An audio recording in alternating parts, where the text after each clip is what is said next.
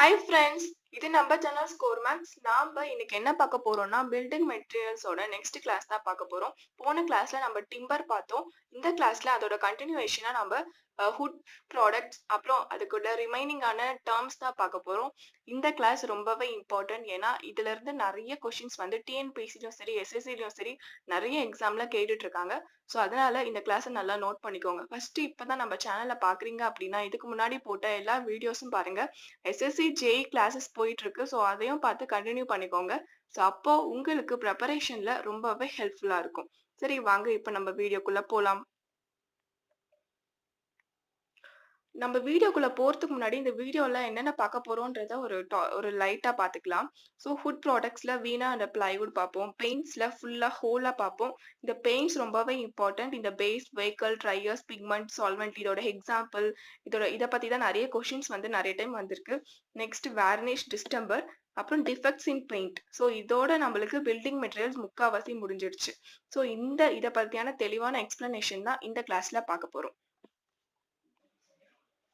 So வீனரிங். So hood ப்ராடக்ட்ஸ்ல வந்து இதுதான் first definition. வீனரிங்னா நம்மளுக்கு என்ன தெரியும்? ஸோ ஹுட்டை வந்து நம்ம வந்து ஸ்லைட்டா தின் பீசஸா கட் பண்ணிப்போம். ஸோ அந்த ப்ராசஸ் பேரு தான் வீனரிங். ஸோ அந்த ஹுட்டை வந்து வீனர்ஸ் அப்படின்னு சொல்லுவாங்க. ஸோ இதெல்லாம் வந்து ஒரு டேர்ம்ஸ். இதுல வந்து எந்த கான்செப்டும் கிடையாது. இதெல்லாம் டேர்ம்ஸ், அது கூட மீனிங் தான் என்னால சொல்ல முடியும். ஸோ அதனால நீங்களும் கரெக்டா ஃபாலோ பண்ணிக்கோங்க. நெக்ஸ்ட் வந்து திக்னஸ். ஸோ இந்த வீனஸோட திக்னஸ் என்ன இருக்கும் அப்படின்னா 0.4 to 0.6 mm.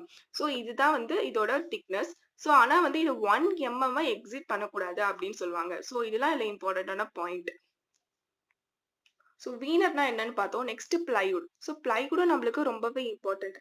ஏன்னா வீனர் வந்து நெக்ஸ்ட் தான். ஸோ வீனர்னா அது ஒரு சிங்கிள் ஷீட் அப்படின்றது நம்மளுக்கு தெரியும். பிளைவுட்னா அந்த வீனஸ் எல்லாத்தையும் கம்பைன் பண்ணி அதை க்ளூ பண்ணி ஒரு பேனலா ஃபார்ம் பண்ணுவாங்க. ஸோ அதுதான் வந்து இங்க நம்மளுக்கு பிளைவுட். ஸோ பிளைவுட் வந்து எத்தனை லேயர்ஸ் இருக்கலாம்? 3 to 13 லேயர்ஸ் வந்து பிளைவுட் வந்து வீனஸை கண்டெயின் பண்ணியிருக்கோம். ஸோ இதுதான் பிளைவுட். ஸோ பிளைவுட் வச்சு நம்ம நிறைய ப்ராடக்ட்ஸ் பண்ணுவோம். ஸோ அதனால பிளைவுட வந்து நீங்க நல்லா ஞாபகம் வச்சுக்கோங்க. பிளைவுட்ல வந்து நம்மளுக்கு கொஸ்டின் கேட்க சான்ஸ் இருக்கு. So next. ஸோ பிளைவுட்ல நிறைய டைப்ஸ் இருக்கு. தட் மீன் பிளைவுட்ல வந்து அதோட ஓரியன்டேஷன் பொறுத்து நம்ம அதோட ஃபேஸை வந்து நம்ம சொல்லுவோம். ஸோ அப்படி பார்த்தோம்னா ஃபேஸஸ் வந்து அவுட்டர் மோஸ்ட் வீனஸ் ஷீட்ஸை வச்சு நம்ம பண்ணோம்னா அது ஃபேஸஸ். கோர்னா வந்து என்னன்னா, ஸோ அந்த பேனல்ஸ் அந்த பைல்ஸ் எல்லாமே எப்படி இருக்கும்னா அது பேரலா இருக்கும். ஸோ ஒவ்வொரு கிரெயினுக்கான அந்த ஓரியன்டேஷன் வந்து பேரலா இருக்கும்.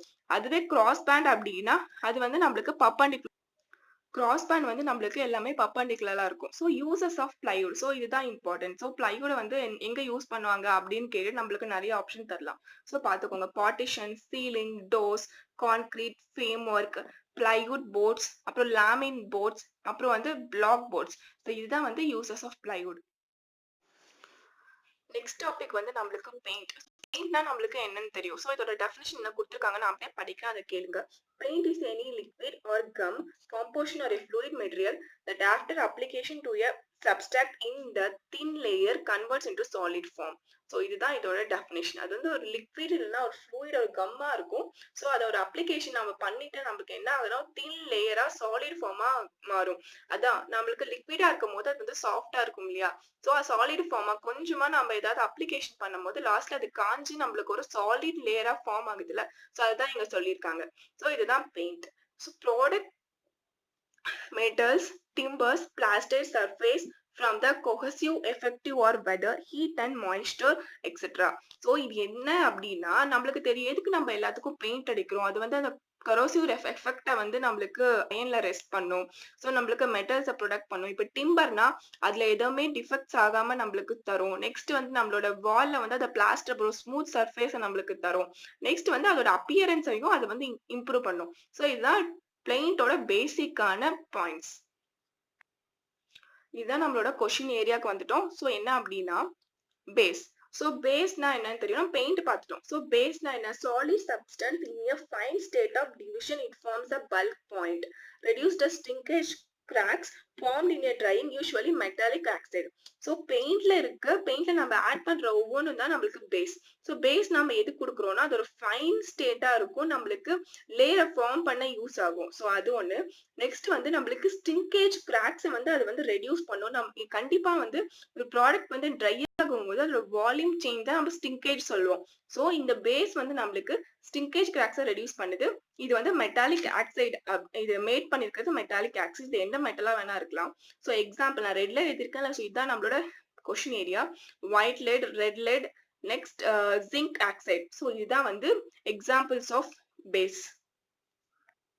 செகண்ட் வந்து vehicle and carrier and binder. So இந்த நேம்லேயே நம்மளுக்கு தெரியுது. ஸோ அதை பைண்ட் பண்ணும், நம்மளோட ப்ராப்பர்ட்டியை கேரி பண்ணும், அது ஏதோ ஒன்று நம்மளுக்கு சேர்த்து வைக்க போகுது. ஸோ அதுதான் வந்து நம்மளுக்கு நேம்ல கொடுத்துருக்காங்க. இது வந்து என்னன்னா, it is an oil to which base is mixed. நம்ம பேஸ் இருக்குல்ல, ஸோ அதை வந்து ஒரு ஆயில மிக்ஸ் பண்ணுவோம். அந்த கேரியர் தான் வந்து நம்மளுக்கு vehicle. It holds a constituent of point of suspension. Suspension இருக்கும்போது எல்லா ப்ராப்பர்ட்டிஸும் அதை ஹோல்ட் பண்ணும். ஸோ நெக்ஸ்ட் நம்மளோட பேஸ், வெஹிக்கிள் அண்ட் அந்த கேரியர் அண்ட் பைண்டர் அப்படின்னு எது கேட்டாலும் எக்ஸாம்பிள் வந்து என்னன்னா லென்சிட் ஆயில். ஸோ இது நிறைய டைம் கொஸ்டின்ல கேட்டிருக்காங்க. ஸோ இது நல்லா ஞாபகம் வச்சுக்கோங்க. ஸோ லென்சிட் ஆயில் ஏன் நம்ம யூஸ் பண்றோம்? இதுதான் வந்து நிறைய நம்ம வெஹிக்கிள் மோஸ்டா யூஸ் பண்ற ஒரு ஆயில் லென்சிட் ஆயில். ஸோ இது வந்து நம்ம ஆக்சிஜன் கூட ரியாக்ட் ஆகி அது வந்து லென்-ஆக்சின் லேயரா ஃபார்ம் ஆயிட்டு நம்மளுக்கு கரெக்டான ப்ராப்பர்ட்டி ஹோல்ட் பண்ணுது. ஸோ அதனால தான் லென்சிட் ஆயில் வந்து நம்ம மோஸ்டா வெஹிக்கிள் ஆயிலா வந்து யூஸ் பண்றோம். லென்சிங் ஆயிலோட இன்னொரு இம்பார்ட்டன்ட் ப்ராப்பர்ட்டி என்னன்னா, அது வந்து சீக்கிரமா நம்மளுக்கு ட்ரை ஆயிட்டு நம்மளோட எக்ஸ்டர்னல் ஒர்க்லலாம் அது வந்து நம்மளுக்கு டைம் ரெடியூஸ் பண்ணி கொடுக்குது. ஸோ அதனாலதான் நிறைய இடத்துல வந்து நம்ம எந்த ஆயில் யூஸ் பண்றோம்? லென்சிட் ஆயில் யூஸ் பண்றோம். இது ரெக்வைர்ஸ் எ தின்னிங் ஏஜென்ட். ஆனாலும் இந்த லென்சிட் ஆயிலுக்கு டர்படைன்ற ஒரு ஏஜென்ட் தேவை. ஸோ அப்பதான் வந்து அது திக்கா இருக்கிறது தின் ஆயிட்டு நம்மளுக்கு கரெக்டான ப்ராப்பர்ட்டி கொடுக்கும், சீக்கிரமா ட்ரை ஆகும். ஸோ இதுவும் நீங்க நல்லா நோட் பண்ணிக்கோங்க. லென்சிட் ஆயில் கூட கலக்கிறது வந்து என்னன்னா டர்படைன். நெக்ஸ்ட் வந்து டங்க் ஆயில். இது வந்து அதோட next superior to linseed oil and used for preparing points of superior quality. So linseed oil தான் நம்ம யூஸ்வலா யூஸ் பண்ணுவோம். ரொம்பவே சுப்பீரியரான ஒர்க்குக்கு நம்ம வந்து இந்த டங்க் ஆயிலை யூஸ் பண்ணுவோம். நம்மளோட தேர்ட் பாயிண்ட் என்ன? ட்ரையர்ஸ். ஸோ ட்ரையர்ஸ்னாலே நம்மளுக்கு தெரியுது, சீக்கிரமா அந்த பெயிண்ட் வந்து ட்ரை பண்றதுக்காக யூஸ் பண்ணுவோம். ஸோ அது தெரியுது. Accelerate the process of drying. Driers absorb oxygen from the air and transfer to the linseed oil which is turns into harden. நம்ம சொன்னோம்ல, லின்சைட் ஆயில் வந்து ஆக்சிஜனை வந்து லின் ஆக்சைடு ஆஃப் கன்வெர்ட் பண்ணுது அப்படின்னு சொல்லுவோம். ஸோ அதுக்கு யூஸ் ஆகுறது என்னன்னா ட்ரையர். ஸோ இங்க இருக்க ஒவ்வொன்றுத்து கூட பாண்ட் ஆயிருக்கும். ஸோ ஒவ்வொரு ப்ராப்பர்ட்டியும் இன்னொன்னு ஒரு மெட்டீரியலோட பாண்ட் ஆகும். ஸோ அதை வச்சுதான் நம்ம வந்து ஞாபகம் வச்சுக்க முடியும். ஸோ ட்ரையர்ஸ் நேம்லயே நம்ம தெரிஞ்சுக்கலாம். ஸோ எக்ஸாம்பிள் வந்து லித்தார்ஜ், ரெட் லெட், மேக்னைஸ் சல்பைட். இந்த பிளாக்ல எழுதியிருக்கிறதும் ரெட்ல எழுதியிருக்கிறது கொஸ்டின் ஏரியா. ஸோ நீங்க கரெக்டா அதை நோட் பண்ணிக்கோங்க. ஸோ ஆனா வந்து ரெட் லெட் தான் வந்து நம்மளுக்கு பெஸ்ட் பர்ஃபார்மிங் பிரைம் கோட் அப்படின்னு சொல்லுவாங்க. அது வந்து ஸ்டீலுக்கும் சரி மெட்டல் ஒர்க்குக்கும் சரி ரெட் லெட் தான் வந்து யூஸ் பண்ணுவோம். ஸோ இதுதான் வந்து ட்ரையர்ஸோட எக்ஸ்பிளனேஷன் அண்ட் இம்பார்ட்டன்டான பாயிண்ட்ஸ். நெக்ஸ்ட் நம்ம எல்லாமே பார்த்துட்டோம். எல்லா ப்ராப்பர்ட்டியும் அந்த ஹோல்ட் பண்ணிருச்சு, ட்ரை பண்ணிருச்சு. நெக்ஸ்ட் கலர் தானே தேவை பெயிண்ட்டுக்கு. ஸோ அந்த பெயிண்டிங் இன்கிரீடியன்ட் வந்து பிக்மெண்ட் என்ன அப்படின்னு பார்க்கலாம். ஸோ இது எதுக்கு? நம்மளோட பெயிண்ட்ல நம்மளோட அந்த இதுல இருக்கிற இன்பர்ஃபெக்ஷனை தடுக்க போகுது கலர் பண்ணோம்னா. ஸோ நம்மளுக்கு ஒரு நல்ல ஒரு அப்பியரன்ஸ் தரும் அண்ட் இம்பர்மபிலிட்டி. ஸோ நம்ம நல்லா பெயிண்ட் லேயிங் கொடுக்கும் போது அதோட பெர்மபிலிட்டி ப்ராப்பர்ட்டியை வந்து இம்ப்ரூவ் பண்ணும். ஸோ குறைஞ்சிட்டு நம்மளுக்கு இம்பர்மபிலிட்டியா அந்த லேயர் ஆகும். ஸோ அதனாலதான் இந்த கலரிங் பிக்மெண்ட் யூஸ் பண்றோம். Next solvent or thinners. So இதுதான் ரொம்பவே இம்பார்ட்டன்ட். எதுக்கு?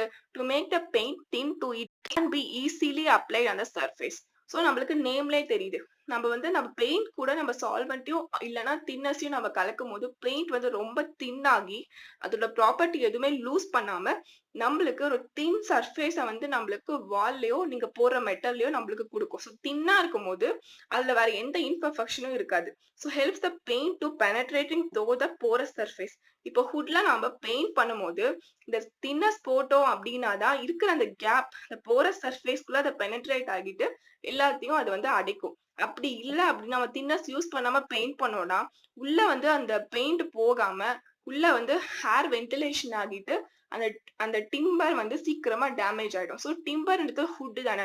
ஸோ அதனால வந்து எக்ஸ்டர்னல் ஏஜென்டால அது பாதிக்கப்பட்டு சீக்கிரமா டேமேஜ் ஆயிடும். ஸோ அதெல்லாம் தடுக்கிறதுக்காக யூஸ் பண்ற ப்ராப்பர்ட்டிஸ் அண்ட் இந்த சால்வெண்ட் தான் வந்து தின்னர்ஸ்.